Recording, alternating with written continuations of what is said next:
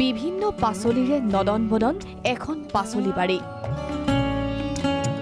লাও জিকা তিয়হ জলকীয়া আদি সকলো পাচলিয়ে আছে খেতিডৰাত এই ফচলৰ আঁৰত আছে এজন পৰিশ্ৰমী ব্যক্তি নাম কনক দাস সম্পূৰ্ণ জৈৱিক পদ্ধতিৰে খেতি কৰিছে বাইহাটাৰ কনক দাসে মোৰ জীৱিকা এই মই খেতি প্ৰধান খেতিতে মই ব্যস্ত মই জিকা তিয়হ কেৰেলা ভেন্দি লাও কোমোৰা আলু বেঙেনা জলকীয়া সকলো ধৰণৰ পাচলি খেতি কৰে মই গোটা খেতি কৰোঁ